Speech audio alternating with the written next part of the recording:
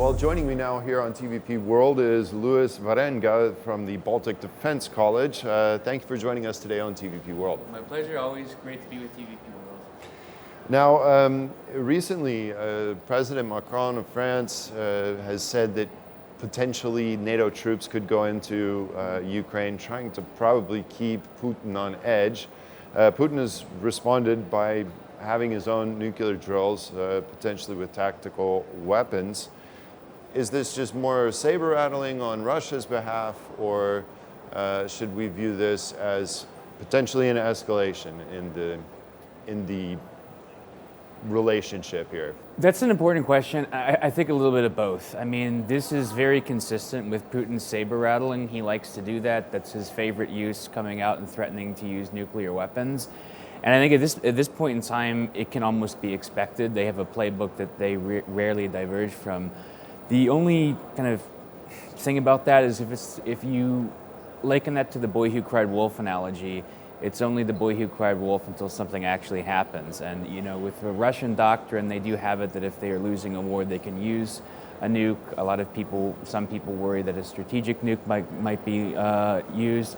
But both the U.S., also China, and India have said no, that's off the table.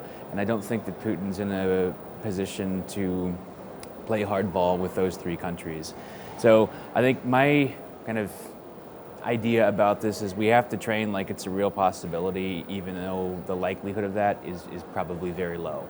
Now, with Macron making such a statement, that's a very bold statement, and it's not one that has been made to that extent since the start of the second phase of this illegal and unjust war against Ukraine. So I would say that this is kind of the most aggressive rhetoric coming from European NATO side since the war has started. Likely, though, it's just going to be an escalation of hybrid threats, especially with the European elections coming up this summer. If we look at the front lines and the recent advances on Avdiivka, and then of course the threat posed near Chasiv Yar, Ukrainians are losing ground. Avdiivka is a very fortified city that was held since 2014. So with that in mind, and with the delay in the Congress allocation of weapons and military aid, is it unfathomable that we might see NATO troops in some capacity go to Ukraine? I don't think it's unfathomable. I think a lot of people are holding their breath and waiting to see what happens with the U.S. election in November on both sides.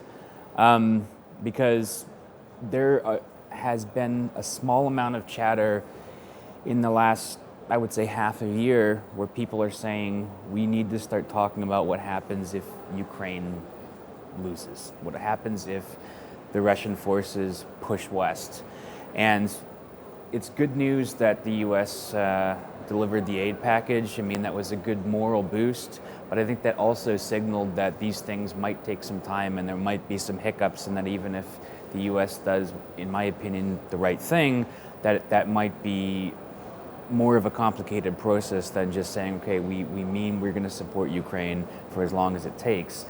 I think that the real game changer, like I said, will be the next presidential election.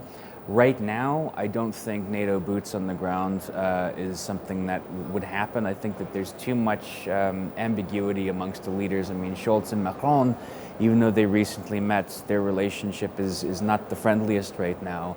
And what might happen is there could be a breakthrough where one country says, okay, we're going to send ours individually, and then politically that might play out because of the whole NATO collective defense issue. So if it's an individual effort, I wouldn't take that off the table, but again, I think we'll have to see what happens. And then just a final note on that, I did say that it's always a possibility, it's something that people should start thinking about what happens if the Ukrainians lose, but I also think that they have one thing that the Russians just don't have, and I'm talking about the soldiers on the ground, not Mr. Putin, is they have an unshakable moral conviction and unshakable bravery that I commend them for, and that's the reason I think that they'll never lose their country to Russian invading forces.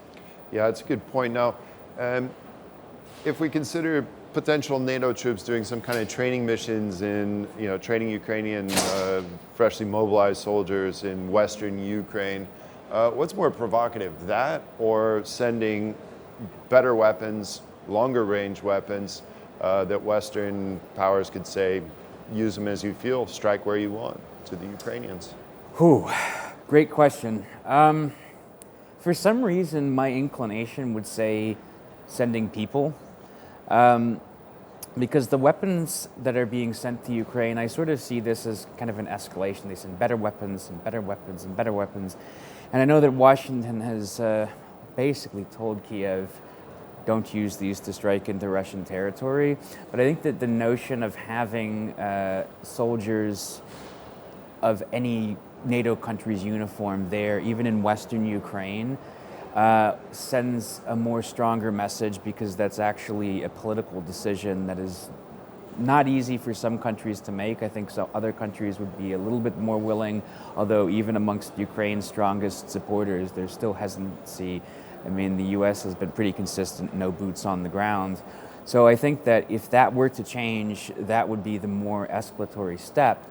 And incidentally, that would really test NATO's resolve, and it would also test Mr. Putin to see how willing he's how far he's willing to take this.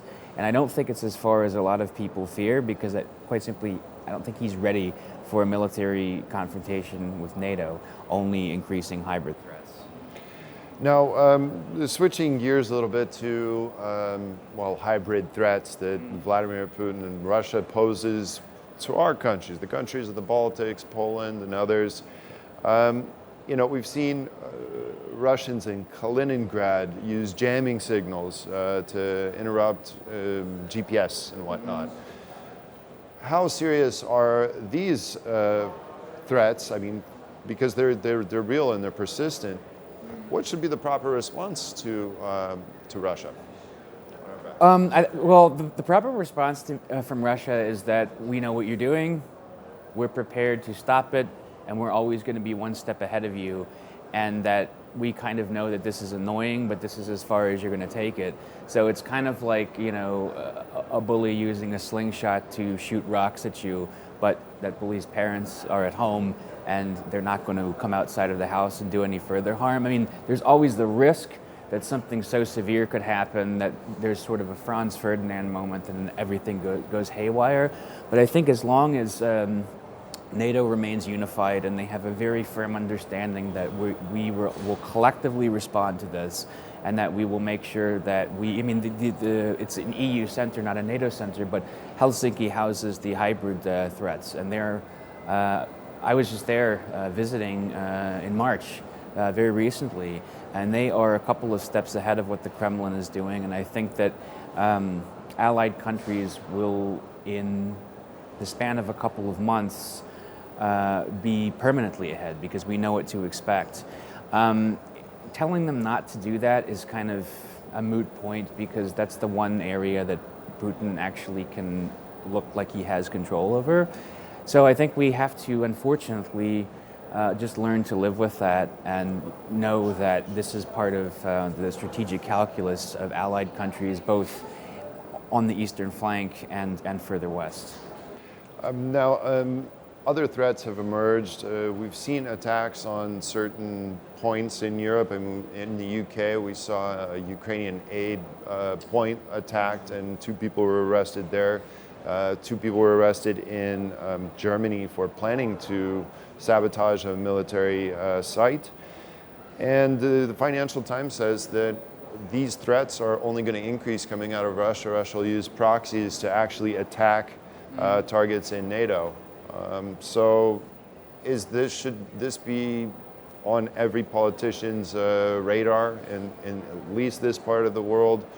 Should we be actively doing something against it? Yes, for sure. And then we've also seen in Estonia and Latvia people desecrating monuments and tampering with the interior minister's car, threatening letters being sent to school.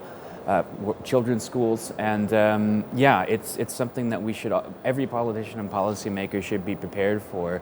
And In Poland and the Baltic states, I think this is less of an adjustment, even for younger generations, because they know from their parents and their grandparents what their neighbor is all about. But the further west you go in Allied territory, I think people are going to start very soon, if they haven't already, realizing that the era of peace and prosperity is over, and that we are in a new era that is, I think, still currently being defined as we speak, and that these are the types of things that are going to continue to happen. And so with civilian preparedness, working with different police services and response units and Ministry of Interior departments, I think that it's easier to do in the Baltic states because of the conscription and the National Guard. I'm not so up to speed with Poland's internal policies towards this, but it's going to be political for that reason. It's also going to be political because of election interference, deep fake technology, and I think Russia will, my hunch is that they will start to target politicians who are very vocal and hawkish against their policies. And on the flip side of that, they will continue to support political parties or certain politicians that advance their agenda. And that's going to be something we're going to see in the European elections and the US elections coming up. So it's unfortunate, but Yeah, but it can only be expected. Well, Louis Wierenga from the Baltic Defence College, thank you very much for talking with us today on TVP World. Thank you. That was excellent. Thanks.